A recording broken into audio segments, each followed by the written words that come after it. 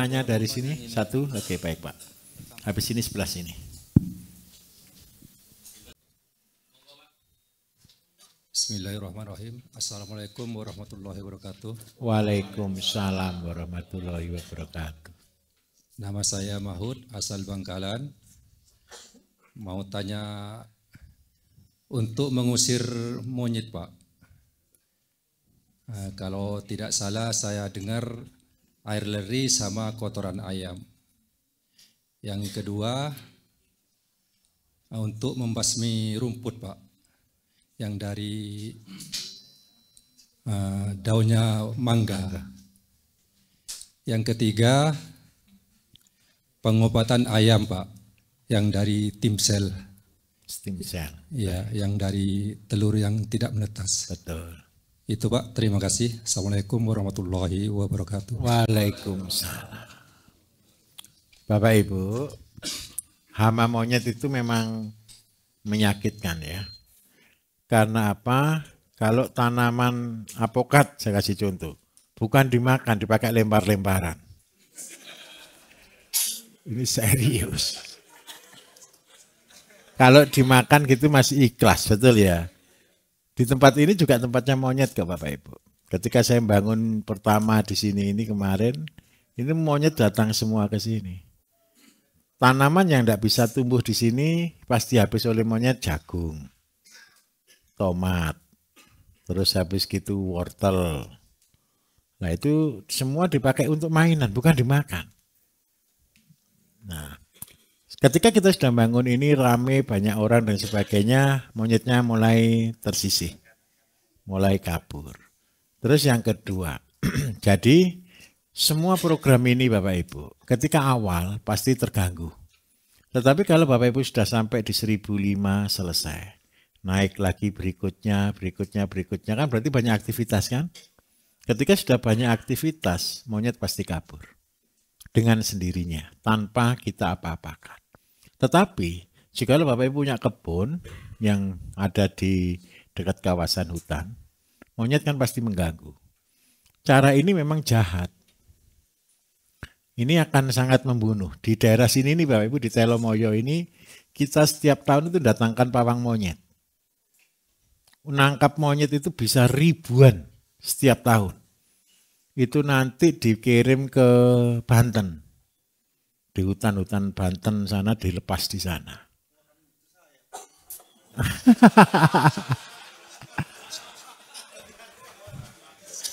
Pawang-pawangnya semua dari sana. Dari Banten. Jadi mereka datang sini ngambil itu ribuan. Kalau enggak gitu, enggak ada yang panen sampai daerah sini Bapak Ibu. Jadi diambil itu ribuan. Tetap ada disisakan beberapa ekor sih. Nah kemudian kalau memang cara agak jahat itu, ya tadi, leri ditambah kohe ayam. Yang baru ya ayamnya ya. Ini 80, ini 20. Biarkan aja diaduk Bapak Ibu. Itu bau atau tidak? Baunya luar biasa. Nempel di baju yakinlah 3 hari tidak hilang. Nempel di kulit sama, tidak usah dipakai sabun, tidak usah dikasih parfum, tetap akan bau. Hilangnya kapan? Hilang sendiri. Nomor 1 nyerap ke tubuh, nomor 2 ya hilang menguap. Nah kalau ini Bapak Ibu fermentasi selama 14 hari, di terbuka aerob, ini baunya luar biasa. Tolong ini ditaruh di jalan masuknya monyet. Monyet itu kan tidak mungkin jalan lewat tanah. Ya lewat tanah sih sebagian. Tapi paling sering dia pasti lompat dulu dari pohon ke pohon. Betul kan? Di pohon-pohon yang jalan masuknya ini tolong disebari ini. Begitu monyet sudah megang itu nempel Bapak Ibu. Satu saja nempel. Tangannya. Dia akan terganggu seumur hidupnya sampai meninggal. Kenapa dia meninggal? Monyet itu tidak suka dengan bau. Nanti ya saya kasih tahu. Ketika ini bau, digosok-gosok. Dibersihkan. Dicium lagi, bau lagi. Gosok lagi lebih parah. Betul atau tidak? Setelah digosok-gosok lebih parah, digosokkan di tanah, di batu, luka atau tidak? Ada infeksi atau tidak? Begitu luka, bau atau tidak? Lebih digosok lagi. Sampai akhirnya kelihatan tulang-tulangnya. Dan dia akan mati.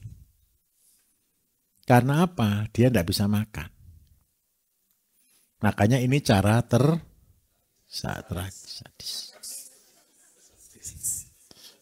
Nah, ada cara yang terbaik buat jebakan. Tapi itu kurang efektif. Setelah dapat jebakan, terus monyetnya diapakan? Janganlah. Mau kita pelihara di rumah, berarti kita kena beban hidup. Nah, kirim ke Banten. Nah, ini yang terjadi. Kalau pakai jebakan ya ada resikonya. Terus setelah itu mau diapakan itu loh. Lah kalau kita buru itu monyet Bapak Ibu, monyet itu pendendam. Paham maksud saya ya? Orang pakai mercon, pakai petasan, pakai bunyi-bunyian, mengusir. Kalau dia terganggu, seandainya kita pakai senapan, kita tembak satu gitu, datangnya bukan satu, bergeduyun-duyun ini datang. Dan nyerangnya lebih jahat. Yang kita takutkan dia akan nyerang manusia. Nah, kalau kotoran ini, monyet tidak sakit hati sama kita. Kenapa tidak sakit hati? Karena itu salahnya sendiri. Dia mikirnya, ini siapa buang kotoran di sini? Nah, karena itu, ini yang saya sarankan. Kalau pakai jebakan gampang sih. Bapak Ibu buat kelapa, dilubangi, ke dalam kasih kacang. Sudah monyetnya bawa terus itu kelapa.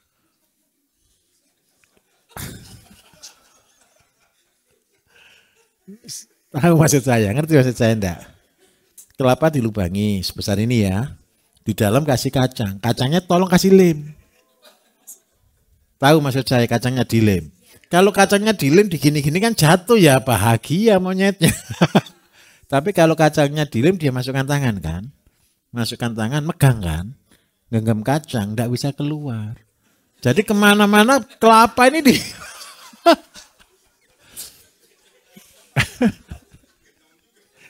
Nah, kalau pertanyaan satu, kalau sudah ketangkep mau diapakan? Mau dipelihara? Jangan. Satu monyet nanti BKSDA datang itu. Nah, karena itu cara ini yang kita lakukan. Terus yang kedua, seandainya bukan hanya monyet, biawak gitu ya. Biawak juga hama enggak? Kalau biawak itu boleh enggak dipotong? Enggak ada peraturannya, masih belum ada peraturannya ya biawak ya. Cara nangkapnya begini. Buat paralon 3 in Bapak Ibu. Panjangnya 1 meter. Di depan ini kasih anakan ayam yang bisa berbunyi. Kalau enggak gitu kasih telur busuk. Maka biawak akan masuk ke sini, begitu masuk dia enggak bisa balik. Enggak bisa atret, gimana atretnya? Turunnya enak, ular juga sama, biawak juga sama. Lah kalau sudah masuk ke sini, sudah selesai tugasnya Bapak Ibu. Harus miring Pak, kalau lurus dia bisa nerjang depannya. Posisi miring jangan terlalu miring lah, miring 20 derajat gitu aja. Jadi, musang pun sama, pokoknya kalau musang lebih kecil ya. Tujuannya satu Bapak Ibu, bisa masuk tidak bisa keluar. Itu goalnya. Kalau tikus bisa balik dia. Kecuali paralelnya agak kecil.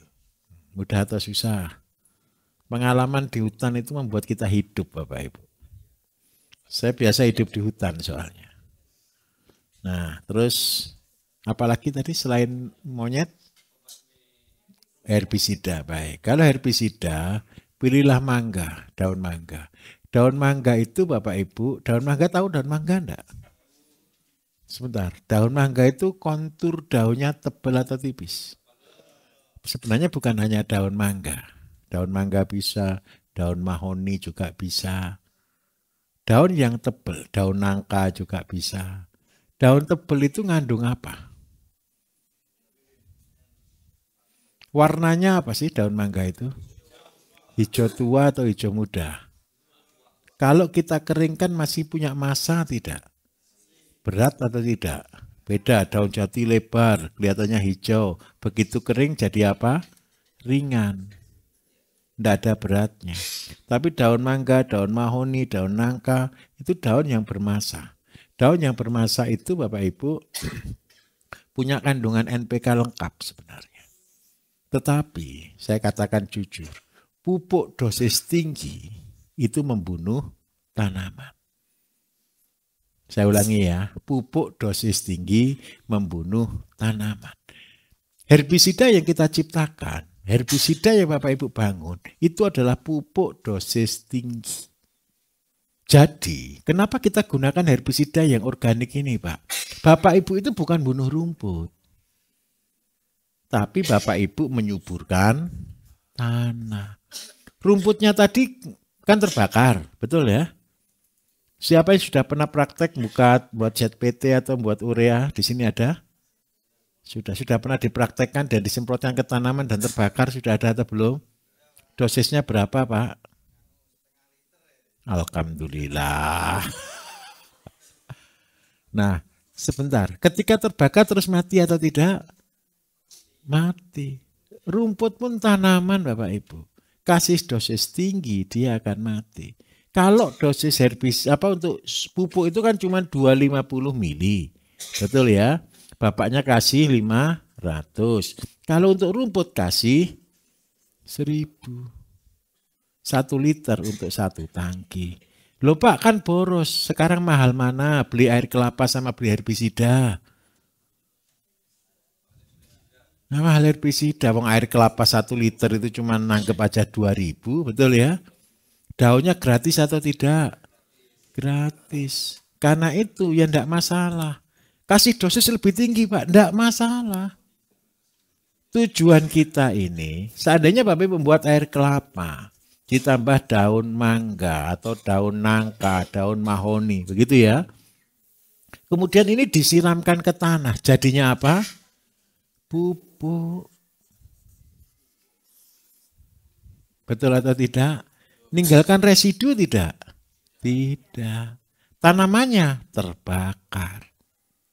Itu yang pertama. Yang kedua, cara membunuh rumput berikutnya seandainya tidak pakai herbisida Pak, ya ditutupi terpal gelap. Mati atau tidak kira-kira? Mati. Kenapa kok kita harus tutupi pakai terpal gelap? Kita bisa bergeser. Besok-besok ketika Bapak Ibu sudah pinter melakukan program ini dengan baik, Bapak Ibu bisa membuat sistem pembuahan secara berkala. Salah satu sistem pembuahan berkala itu Bapak Ibu perlu terpal ini. Pada waktu musim hujan, tanaman yang mau dibuahkan bukan pada musimnya harus ditutup terpal. Supaya apa? Hujannya tidak masuk ke tanaman itu. Akhirnya dia tetap merasa kemarau kan? Betul atau tidak? Yang lainnya biar kehujanan. Dia akan hujan ketika masuk musim kemarau. Yang ini ditunda dulu. Begitu hujannya mau selesai baru dibuka. Ada space 2-3 bulan. Sehingga yang sini buah, yang ini 3 bulan lagi buah. Kalau seandainya mau buah berikutnya waktu musim kemarau, yang ini disiram. Sehingga kenapa? Air itu Bapak Ibu bisa mempengaruhi kondisi pembuahan. Ingat konsepnya, tanaman itu diciptakan untuk berbuah. Setuju atau tidak? Tanaman itu tidak akan mati sebelum berbuah. Jadi, ketika dia belum waktunya berbuah, dibuat stres, dia bingung. Ketika dia stres, dia takut. Saya takut tidak punya keturunan. Karena itu dia cepat-cepat berbuah. Tanaman aja ngerti Bapak Ibu. Lah kita harus ngerti bahasa tanaman supaya kita bisa membuat tanaman itu berbuah. Nah apalagi Bapak Ibu sudah bisa buat pupuk-pupuknya semuanya. Tinggal setting saja. Ingat loh ya, jangan memperkosa tanaman. Tanaman itu sama dengan manusia. Perempuan boleh hamil usia berapa tahun? Ya idealnya minimal 15 tahun. Minimal. Tapi idealnya di 20 tahun. Seandainya umur 12 tahun ada enggak yang hamil? Ada.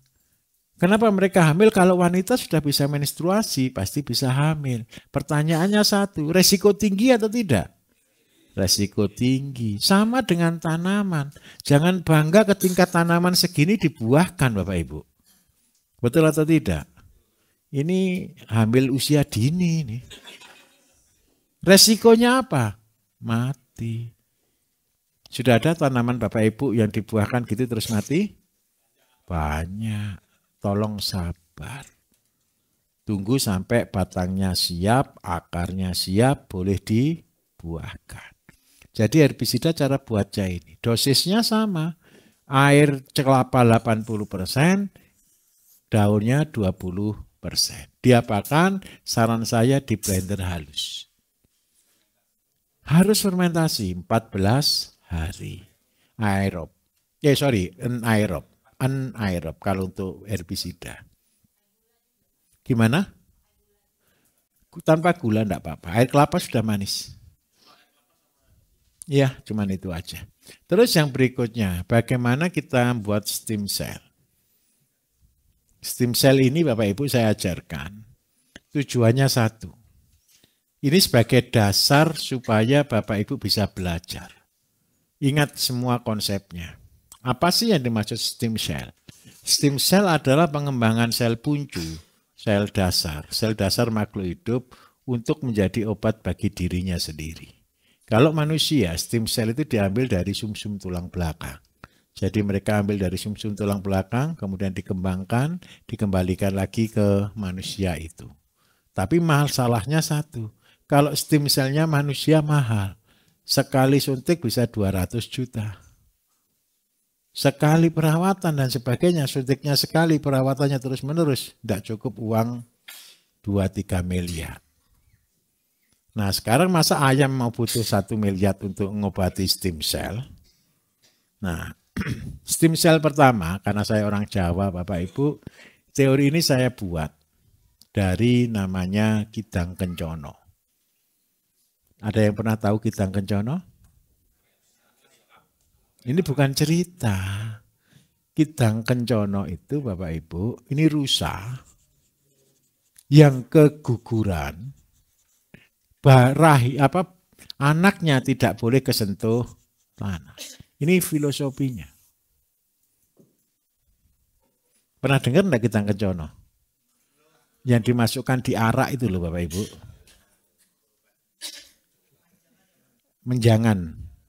Menjangan itu rusa. Kalau Jawa itu namanya kijang. Coba bayangkan. Ini sesuatu yang konyol Bapak Ibu. Kidang itu tinggalnya di mana? Larinya kenceng atau tidak? Kalau ada orang sembunyi atau tidak? Kalau saya tunjukkan teori wajar atau tidak, saya tunjukkan ya. Kidang yang keguguran loh ya. Bukan melahirkan. Anaknya tidak sampai ke tanah. Mungkin atau tidak? Hanya orang yang betul-betul sakti yang bisa ngambil ini Bapak Ibu. Betul atau tidak kira-kira? Kenapa tidak boleh jatuh ke tanah? Kalau dia sudah sampai jatuh ke tanah, dia terkontaminasi. Kalau terkontaminasi, tidak bisa dapat sel puncu. Terus yang kedua, keguguran loh ya, bukan melahirkan. Kalau keguguran masih lengkap atau masih kurang? Kurang, abnormal. Berarti dia ini masih sel hidup. Kenapa kok yang dipilih kok kita? Kok bukan yang lain? Kok bukan kambing? Ini ilustrasi, apalagi harimau. Malah impossible. Nah, akhirnya oleh orang Australia, Bapak Ibu, mereka membuat stem cell. Mirip dengan kita. Namanya kambing. Domba. Diambil sel puncunya. Dari apa? Dari tanduknya. Kenapa kok diambil tanduk? Karena tanduk domba kalau patah dia masih bisa tumbuh kembali. Nah, karena itu ilmu terus berkembang. Akhirnya muncul stem cell. Nah, bagaimana kalau kita buat stem selnya ternak? Sama. Kalau untuk ayam ini Bapak Ibu telur nih. Telur itu kan kadang-kadang ada ayam enggak bisa netas, betul ya? Saya mau minta maaf, tanya Bapak Ibu.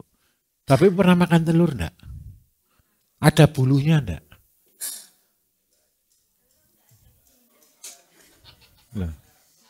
Sebentar. Ada bulunya atau tidak?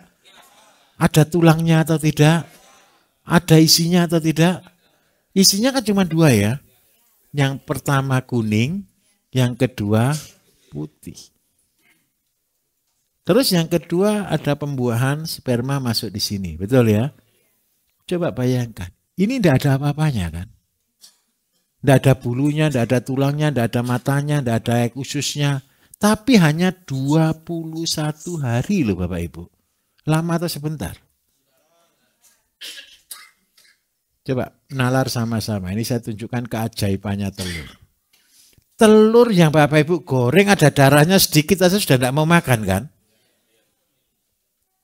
Begitu ini dibiarkan 21 hari, muncul bulu, muncul tulang, muncul mata, muncul kepala, muncul kaki, yang keren lagi hidup lagi. Bisa bernafas, bisa bernyanyi. Loh iya kan? Baru netas lubang kecil ini loh Bapak Ibu, kik, gitu kan? Baru kecil aja. Padahal itu 21 hari lalu baru telur. Artinya apa? Ketika telur ini tidak menetas, yang pertama mati tengah jalan. Mati tengah jalan berarti mau ada darahnya dulu kan? Ada darah terus mati. Yang kedua mati separuh, organ terbentuk separuh. Yang ketiga mati dalam kondisi sudah utuh, tidak kuat tenaganya, mati. Tidak bisa netas. Nah, kalau orang tertentu, ini masalah atau berkah? Masalah. Karena apa? Ini tidak bisa berguna apa-apa. Tetapi gara-gara ada stem cell. Berarti ini semua sebenarnya isinya sel bukan? Isinya sel. Ada orang tanya ke saya, Pak Bayu kenapa kok enggak telurnya aja yang dipakai? Telurnya tadi isinya ada, bakatnya enggak? Ada. Tapi dia masih belum lengkap. Ini sama ketika Bapak Ibu kemarin buat pakan ayam petelur. Kenapa kok tidak jagung aja yang dikasihkan? Kenapa kok jagung harus direndam dulu keluar tunas, cambah? Kenapa kok harus tunggu dulu sampai keluar tunas? Hormonnya maksimal, vitaminnya maksimal, semuanya maksimal, sama dengan telur. Ketika telur masih telur, biasa saja. Tapi ketika telur sudah ada embrio, dan embrionya sudah hidup, dan dia sudah dalam pertumbuhan, selnya sudah berubah. Betul ya? Karena itu obat terbaik ayam bukan telur. Karena selnya masih belum aktif. Tetapi ketika dia sudah jadi janin, sudah jadi embrio, ini semua selnya sudah hidup. Sel untuk rambut ada, sel untuk tulang ada, sel untuk usus ada, sel semua ada. Dan ini sel ini terkontaminasi atau tidak? Tidak, karena belum ketemu dengan udara luar. Tidak ketemu tanah. Nah, ketika dia dimasukkan dalam satu tempat, kenapa saya pilih air kelapa? Air kelapa itu air kehidupan. Jackie Chan aja pernah nginfus orang pakai air kelapa. Jangan tiru-tiru loh ya. Itu film. Saya garis bawah itu Jackie Chan. Itu ya. Itu jangan ditiru. Saya tidak berani tanggung jawab kalau itu. Itu kan di film. Gitu loh. Terus yang kedua, karena di air kehidupan kenapa? Karena air kelapa ini Bapak Ibu coba bayangkan deh. Air kelapa tahu air kelapa enggak? Pada waktu kelapa itu masih muda, isinya kan air penuh. Itu dibiarkan aja loh. Dalam waktu 1 bulan Bapak Ibu, air yang penuh tadi jadi namanya kelapa. Betul atau tidak? Dari mana kelapanya?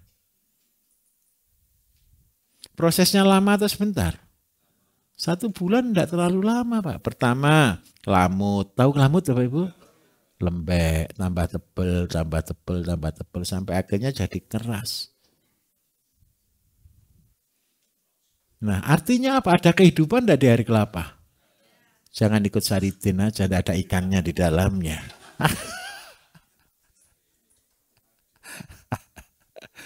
Nah, air kelapa ini adalah air kehidupan. Ketika air kehidupan ini kita campurkan dengan sigot, dengan embrio, dengan janin, maka janin ini akan terfermentasi. Betul atau tidak? Terfermentasinya dengan air kelapa, dia akan meluruhkan. Seluruh sel akan dipecah. Semakin lama semakin baik. Jadi, kalau Bapak Ibu kepingin buat obat saktinya ayam, buatlah dari sigot. Supaya apa? Ayam itu akan kembali ke dirinya sendiri. Ayam akan tetap menjadi ayam yang sesungguhnya. Ayam yang sesungguhnya itu ayam yang sehat, ayam yang normal, ayam yang baik, tulang-tulangnya. Yang tahu ayam deh pokoknya. DNA-nya kembali ke ayam yang sesungguhnya, gitu aja sudah. Nah, ini yang kita gunakan sebagai obat.